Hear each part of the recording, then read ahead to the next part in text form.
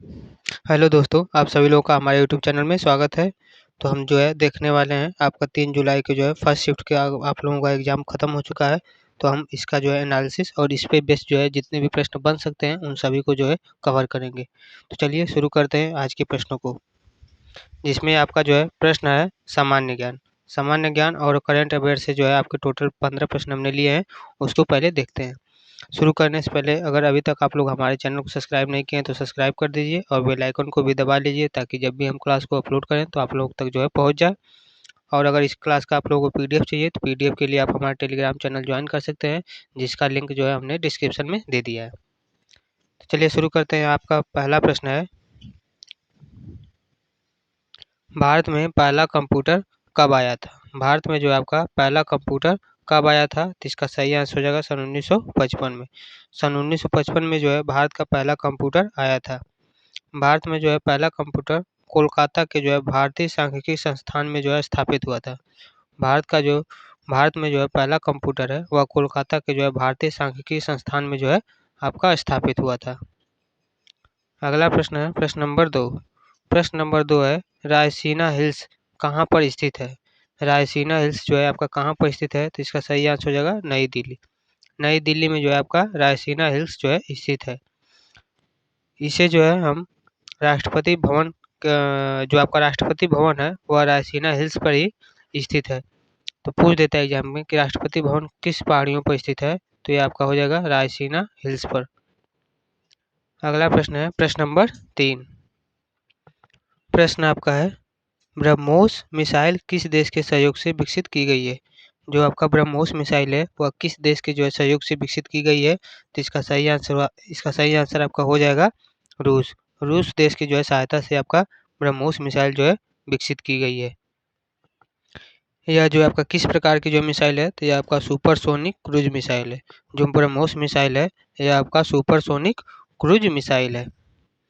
अगला प्रश्न आपका है प्रश्न नंबर 4। प्रश्न नंबर 4 है, ऑपरेशन फ्लड। ऑपरेशन फ्लड का संबंध जो है किससे है? ऑपरेशन फ्लड का संबंध किससे है? तो इसका आंसर हो जाएगा दुग्ध उत्पादन। ऑपरेशन फ्लड का संबंध किससे है? तो इसका आंसर हो जाएगा आपका दुग्ध उत्पादन।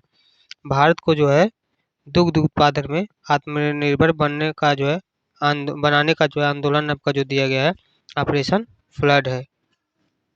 भारत को जो है दुग्ध उत्पादन में जो आत्मनिर्भर बनाने का जो आंदोलन है उसी को ऑपरेशन फ्लड के नाम से जानते हैं। अगला प्रश्न है आपका प्रश्न नंबर 5। प्रश्न नंबर 5 है, संविधान की 8वीं अनुसूची में कुल कितनी भाषाएं हैं? संविधान की जो है 8वीं अनुसूची में कुल कितनी भाषाएं हैं? तो इसका सही आंसर हो जाएगा 22। संविधान की जो 8वीं अनुसूची में टोटल 22 भाषाओं का जो है उल्लेख किया गया है। अगला प्रश्न है प्रश्न नंबर 6। प्रश्न नंबर 6 है, विश्व बैंक का मुख्यालय कहाँ पर है? विश्व बैंक का मुख्यालय जो है आपका कहाँ पर है? तो इसका सही आंसर हो जाएगा वाशिंगटन डीसी। वाशिंगटन डीसी जो कि आपका अमेरिका में है। तो विश्व बैंक का मुख्यालय कहाँ है? तो वाशिंगटन डीसी अमेरिका में। अगला प्रश्न है प्रश्न नंबर 7। प्रश्न नंबर 7 है, भारत का सबसे ऊंचा जलप्रपात कौन सा है? भारत का जो है सबसे ऊंचा जलप्रपात कौन सा है? तो इसका आंसर हो जाएगा जोग जलप्रपात, जो कि आपका कहाँ पर है? कर्नाटका में। तो भारत का जो है सबसे ऊंचा जलप्रपात कौन सा है? तो आपका है जोग जलप्रपात, जो कि कहाँ पर स्थित है? कर्नाटका में स्थित है। अगला प्रश्न है प्रश्न नंबर 8। प्रश्न है, सौरमंडल का सबसे बड़ा ग्रह कौन सा है? सौरमंडल का जो है सबसे बड़ा ग्रह कौन सा है? तो इसका आंसर हो जाएगा बृहस्पति, यानी कि जुपिटर। सौरमंडल का जो है सबसे बड़ा ग्रह आपका हो जाएगा बृहस्पति, यानी कि जुपिटर जो है आपका सबसे बड़ा ग्रह है। अगला प्रश्न है प्रश्न नंबर 9। प्रश्न नंबर 9 है, ईवीएम का फुल फॉर्म क्या है? ईवीएम का जो है फुल फॉर्म क्या है? तो इसका आंसर हो जाएगा इलेक्ट्रॉनिक वोटिंग मशीन। ईवीएम का फुल फॉर्म होगा इलेक्ट्रॉनिक वोटिंग मशीन, इसका सही आंसर हो जाएगा। अगला प्रश्न है प्रश्न नंबर 10। प्रश्न नंबर 10 है आपका, भारत का सबसे पुराना उच्च न्यायालय कौन सा है? भारत का जो है सबसे पुराना उच्च न्यायालय कौन सा है? तो इसका आंसर हो जाएगा कलकत्ता उच्च न्यायालय। कलकत्ता उच्च न्यायालय जो है आपका भारत का सबसे पुराना उच्च न्यायालय है। अगला प्रश्न है प्रश्न नंबर 11। प्रश्न नंबर 11 है, न्यायपालिका किस प्रकार की संस्था है? न्यायपालिका जो है यह आपका किस प्रकार की संस्था है? तो इसका आंसर हो जाएगा निष्पक्ष और स्वतंत्र संस्था। न्यायपालिका जो है यह किस प्रकार की संस्था है? तो आपका निष्पक्ष एवं स्वतंत्र संस्था है। अगला प्रश्न है प्रश्न नंबर 12। प्रश्न नंबर 12 है भारत में कितने प्रकार की वनस्पतियां पाई जाती हैं? भारत में जो है कितने प्रकार की वनस्पति पाई जाती है? तो इसका आंसर हो जाएगा 6 प्रकार। भारत में जो है कुल टोटल 6 प्रकार की जो है वनस्पति पाई जाती है, जिसमें आपका उष्णकटिबंधीय, सदाबहार, पर्णपाती, ये सभी की सभी जो है वनस्पतियां कहाँ पर पाई जाती हैं? तो भारत में। और कितने प्रकार की पाई जाती हैं? तो 6 प्रकार की वनस्पतियां पाई जाती हैं। अगला प्रश्न है आपका प्रश्न नंबर 13। प्रश्न नंबर 13 है राष्ट्रीय बाघ संरक्षण प्राधिकरण कब स्थापित हुआ? राष्ट्रीय बाघ संरक्षण प्राधिकरण जो है आपका कब स्थापित किया गया है? तो इसका आंसर हो जाएगा सन 2006 में। सन 2006 में जो है राष्ट्रीय बाघ संरक्षण प्राधिकरण जो है आपका स्थापित किया गया है।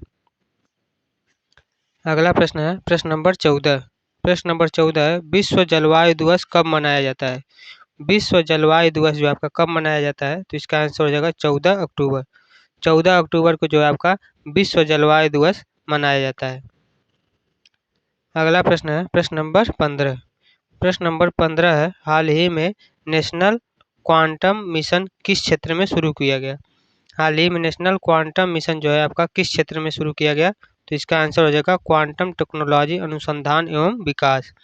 क्वांटम टेक्नोलॉजी अनुसंधान एवं विकास के जो है क्षेत्र में शुरू किया गया है। अब हम देखते हैं व्याकरण से हिंदी व्याकरण से संबंधित प्रश्नों को। हिंदी व्याकरण से जो है संबंधित प्रश्नों को हम देखेंगे। तो हमारा अगला प्रश्न है प्रश्न नंबर 16 कि सत्यभाषी शब्द में कौन सा समास है? सत्यभाषी शब्द में जो है आपका कौन सा समास होगा? तो इसका आंसर हो जाएगा तत्पुरुष समास। सत्यभाषी शब्द में जो है आपका कौन सा समास होगा? तो इसका आंसर क्या हो जाएगा? तत्पुरुष समास। अगला प्रश्न है प्रश्न नंबर 17। प्रश्न है अंधकार का विलोम क्या होगा? अंधकार का जो है विलोम क्या होगा? तो इसका आंसर हो जाएगा प्रकाश। अंधकार का जो है विलोम क्या होगा? तो इसका सही आंसर क्या हो जाएगा? प्रकाश। अगला प्रश्न है प्रश्न नंबर 18। प्रश्न नंबर 18 है कृपया शब्द किस प्रकार का अव्यय है? कृपया शब्द जो है आपका यह किस प्रकार का अव्यय है? तो इसका आंसर हो जाएगा क्रिया विशेषण। कृपया शब्द जो है आपका यह किस प्रकार का अव्यय है? तो क्रिया विशेषण अव्यय है। अगला प्रश्न है प्रश्न नंबर 19। प्रश्न नंबर 19 है लोभ प्लस हीन क्या हो जाएगा? लोभहीन। लोभ प्लस हीन आपका हो जाएगा लोभहीन। इसमें जो है कौन सा समास है? लोभ प्लस हीन में जो है आपका कौन सा समास है? तो इसका आंसर आपका हो जाएगा बहुव्रीहि समास। लोभ प्लस हीन में जो है आपका कौन सा समास होगा? तो आपका बहुव्रीहि समास होगा। अगला प्रश्न है प्रश्न नंबर 20। प्रश्न है जलपान में कौन सा समास है?